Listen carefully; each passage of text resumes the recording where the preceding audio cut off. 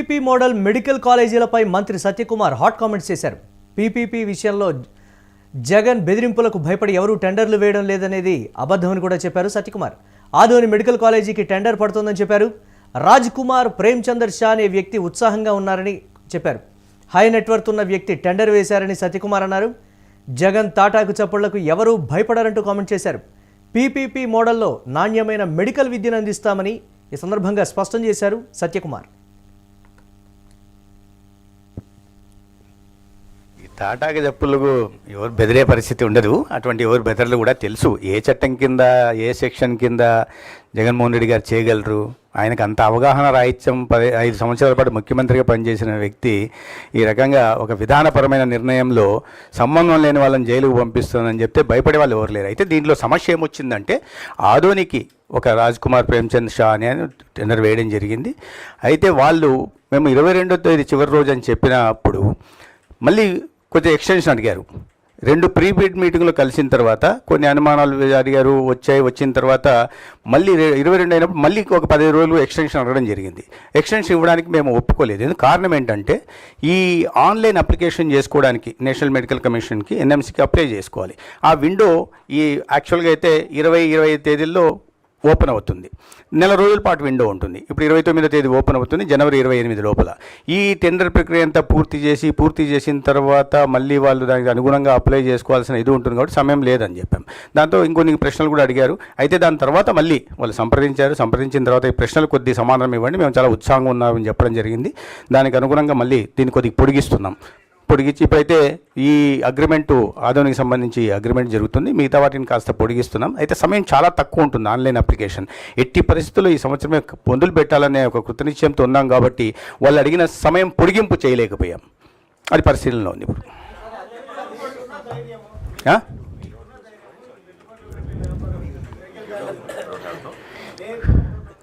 ఇప్పుడు ఆ స్థాయిలో పెట్టుబడులు పెట్టాలనుకుంటే జగన్మోహన్ రెడ్డి గారు ఎవరిని ఏమీ చేయలేరు. చూశారు కదా 5 సంవత్సరాల్లో ఆయన ఎటువంటి దౌర్జన్యాలు చేస్తే ఎవరు భయపడ్డారా?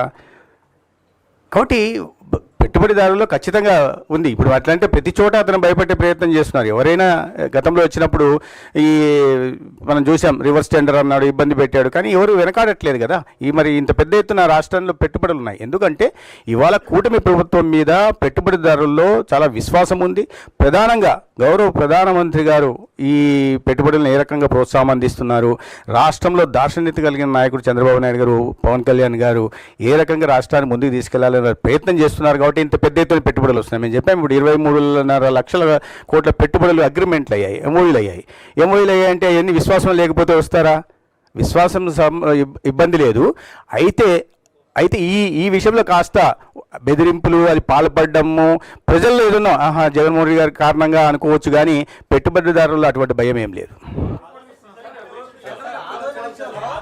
మాట్లాడుతున్నాం ఇవాళ మధ్యలో 3 రోజులు సెలవులు రావడం, ఇవాళ కూడా మాట్లాడుతున్నాం. వాళ్ళ దీన్ని తీసుకొని ఎంతవరకు ఇవ్వచ్చు, మళ్ళీ రీటెండర్ ఎప్పటిదాకా వెళ్ళొచ్చు అనే విషయాన్ని ఈరోజు చూస్తున్నాం.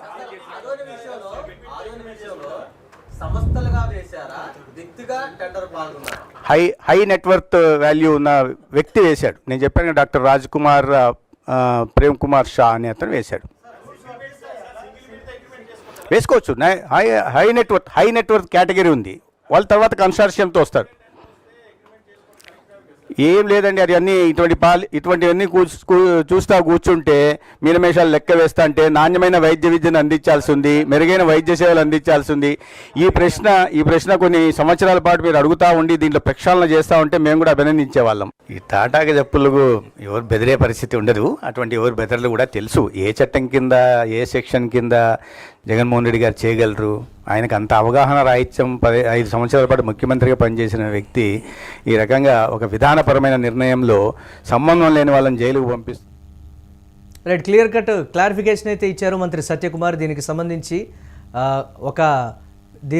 ఒక టెండర్ అయితే వచ్చిందనేటువంటి మాట. హై నెట్వర్త్ వాల్యూ ఉన్నటువంటి ఒక వ్యక్తి టెండర్ వేశాడని కూడా చెప్తూ ఉన్నారు. దీనిపై మరిన్ని అప్డేట్స్ మా కరెస్పాండెంట్ వెంకట్ అందిస్తారు. వెంకట్, జగన్మోహన్ రెడ్డి బెదిరింపులకు భయపడి ఎవరూ కూడా టెండర్లు వేయడం లేదు అనేది మాత్రం అబద్ధం. దానికి కావాల్సినటువంటి ప్రొసీజర్స్ ప్రకారమే మేము వెళ్తున్నాం అనేటువంటి మాట. ఒక హై నెట్వర్త్ వాల్యూ ఉన్నటువంటి వ్యక్తి మెడికల్ కాలేజీకి సంబంధించి టెండర్ దాఖలు చేశారు. అన్నీ కూడా పరిశీలనలోనే ఉన్నాయి. ఇలా అనుకుంటూ పోతే మాత్రం రాష్ట్రం అభివృద్ధి చెందదు. నాణ్యమైన మెడికల్ విద్యను మేము అందించాలనేటువంటి మా సంకల్పం నెరవేరదు, అలా బెదిరించేటువంటి ధోరణి సరికాదు అనేది కూడా సత్యకుమార్ చెప్తున్నటువంటి పరిస్థితి. అప్డేట్స్ ఏంటి, ఎలా చూడాలి ఈ కామెంట్స్ని? ఎస్ మురళి, గత కొంతకాలంగా కూడా ఈ మెడికల్ కాలేజీలకు సంబంధించి పీపీపీ విధానం ఏదైతే ఉందో ప్రైవేట్ పబ్లిక్ పార్ట్నర్షిప్ కి సంబంధించి కొంత ఇటు రాష్ట్ర ప్రభుత్వం దూకుడుగా ముందుకు వెళ్ళడం కానీ, అటు వైసీపీ కూడా దీనికి సంబంధించి దూకుడుగా నిరసన కార్యక్రమాలు చేయడం, అదేవిధంగా అటు వైసీపీ సోషల్ మీడియా కూడా ఇదే అంశానికి సంబంధించి కొంత ప్రభుత్వాన్ని ఇరుకుని పెట్టే విధంగా వ్యవహరించడం, స్వయంగా జగన్ మాట్లాడుతూ పీపీపీకి సంబంధించి ఎవరన్నా టెండర్లు వేస్తే వాళ్ళని మేము అధికారంలోకి వచ్చిన తర్వాత జైళ్లలో పెడతా ఉంటూ వార్నింగ్ ఇవ్వటం, ఇవన్నీ కూడా జరిగాయి. అయితే వాస్తవానికి ఈ విషయంలో జగన్ మాట్లాడింది కొంతవరకు తప్పనే చెప్పుకోవాలి. ఎందుకంటే పబ్లిక్ ప్రైవేట్ పార్ట్నర్షిప్ వ్యవహారానికి సంబంధించి చాలా వరకు కూడా ఇతర రాష్ట్రాల్లో కూడా ఇది జరుగుతూ ఉంటుంది.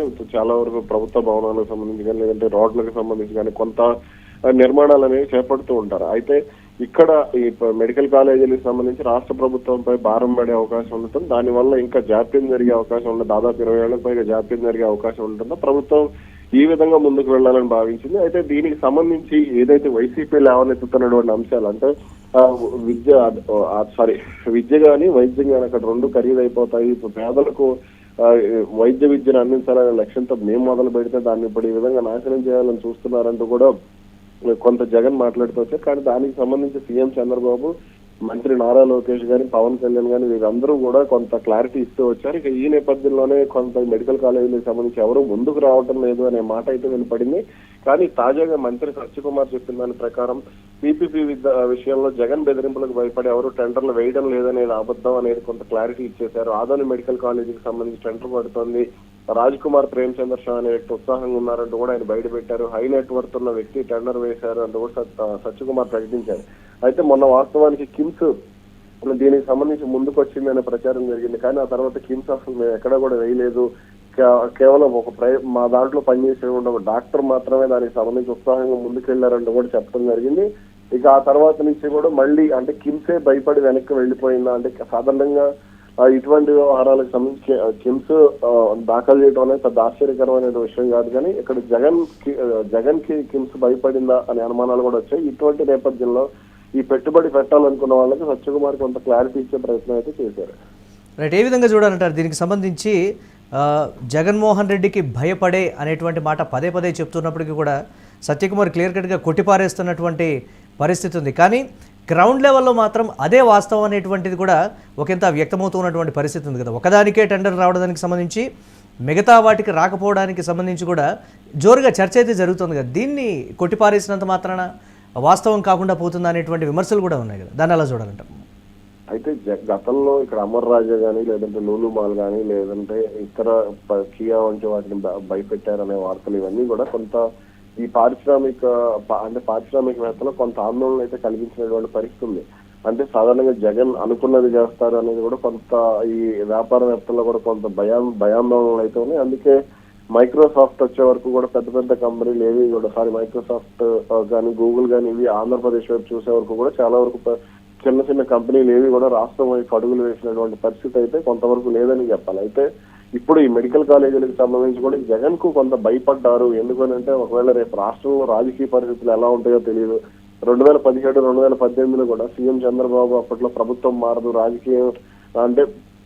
రాజకీయాలకు మీరు భయపడాల్సిన అవసరం లేదంటూ కూడా పారిశ్రామికవేత్తలకు కొంత ధైర్యాన్ని ఇచ్చే ప్రయత్నం అయితే చేశారు. కానీ ఇప్పుడు ఏదైతే మళ్ళీ జగన్ అధికారంలోకి వస్తారా అనే భయం కూడా కొంత పారిశ్రామికవేత్తలకు నెలకొంది. కాబట్టే దీనికి సంబంధించి ముందడుగు పడటం లేదు అనే వ్యాఖ్యలు కూడా వినపడుతుంది. Right, thanks for updates Venkat. ఇక సత్యకుమార్ అయితే క్లారిటీ ఇచ్చేటువంటి ప్రయత్నం చేశారు. జగన్మోహన్ రెడ్డికి భయపడి కాంట్రాక్టర్లు ఎవరు కూడా రావడం లేదు అనే దానికి సంబంధించి అయితే ఇది సరికాదు అనేటువంటి మాట క్లియర్ కట్గా రాజ్ కుమార్ ప్రేమచంద్ర షా అనేటువంటి హై నెట్వర్త్ వాల్యూ ఉన్నటువంటి వ్యక్తి అయితే టెండర్ వేశారని కూడా సత్యకుమార్ చెప్పినటువంటి పరిస్థితి అయితే ఉంది.